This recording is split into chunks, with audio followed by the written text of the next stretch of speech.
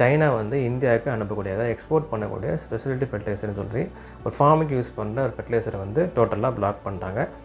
இப்போ ஒரு 2 months முன்னாடிலேருந்து. So இது 2 months முன்னாடிலேருந்து அந்த பிரச்சனை ஸ்டார்ட் ஆச்சா அப்படின்னா இல்லை, கிட்டத்தட்ட 4-5 வருஷம் முன்னாடியே வந்து நம்ம ஏற்கனவே முன்னாடி நியூஸ்லாம் பார்த்துருப்போம்.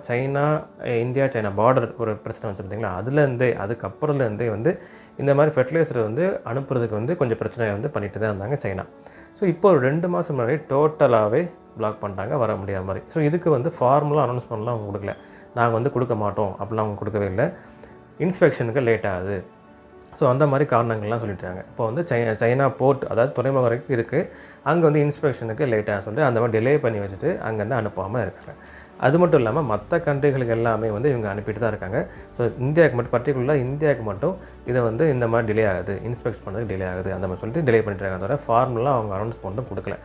இதுங்க தடைப்பட்டு போனாலுமே ஸோ ஓகே இந்தியாவிலே உள்நாட்டிலே ப்ரொடியூஸ் பண்ணிக்கலாம் அப்படின்னு நினச்சாலுமே உள்நாட்டிலையும் அதாவது நம்ம இந்தியாவிலையும் சரி அப்படிப்பட்ட ஃபெசிலிட்டிஸ் எல்லாமே இல்லை. இனிமேல் தான் இந்தியா வந்து அதுக்கு என்ன பண்ணலாம் சொல்லிட்டு பிளானே பண்ண வேண்டியதாக இருக்குது. அப்ராக்சிமேட்டாக வந்து 80% அதாவது 80% வந்து இந்தியா வந்து சைனாட்ட வந்து ஃபெர்டிலைசர்ஸ் வாங்கி யூஸ் பண்ணிகிட்ருக்கு கல்டிவேஷனுக்கு. ஸோ இப்படியே தடைப்பட்டு போனாலும் வந்து இந்தியாவுக்கு வந்து நெக்ஸ்ட்டு ஸ்டெப்பை என்ன பண்ணுவோம் அப்படின்னா ரஷ்யா, அப்புறம் வந்து ஜோர்டான், அப்புறம் யூரோப் அந்த மாதிரி கண்ட்ரிலாம் நாடி போகும். ஸோ வந்து இது சைனாவோட அங்கே கண்டிப்பாக கொடுக்குற சப்ளை இருக்குது. பட் இந்த டைமில் கரெக்டாக ரைட் டைமில் வந்து கல்டிவேஷனுக்கு கொண்டு வர முடியுமா அப்படின்னா அதில் ரொம்பவே சிக்கல் இருக்குது. ஃபார் எக்ஸாம்பிள் வந்து இப்போ ரஷ்யா, ஜோர்டான், யூரோப் அவங்கள வந்து இப்போ சைனா விட்டு அங்கே போகிறாங்க அப்படின்னா கண்டிப்பாக வந்து அங்கேருந்து ஏற்றுமதி பண்ணி இங்கே இறங்கும் போது இங்கே வந்து ஃபார்மிங் அதாவது வந்து விவசாயத்துக்கு கரெக்டாக யூஸ் ஆகுமா, அதில் வந்து ரொம்பவே சிக்கல் இருக்குது. ஸோ வந்து இது இந்தியாவுக்கு வந்து மிகப்பெரிய ஒரு அடி தான்.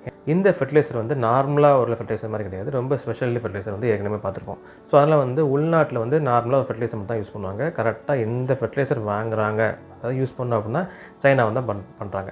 ஸோ இந்த ஃபெர்டிலைசர் மூலம் நான் என்ன மாதிரி கிராப்லாம் முக்கியமான கிராப் பார்த்திங்கன்னா மாம்பழம், அப்புறம் தக்காளி, இந்த மாதிரி வந்து முக்கியமான கிராப்லாம் வந்து இந்தியாவில் அந்த ஃபெர்டிலைசர் யூஸ் பண்ணி தான் விளைய வச்சுட்ருக்காங்க.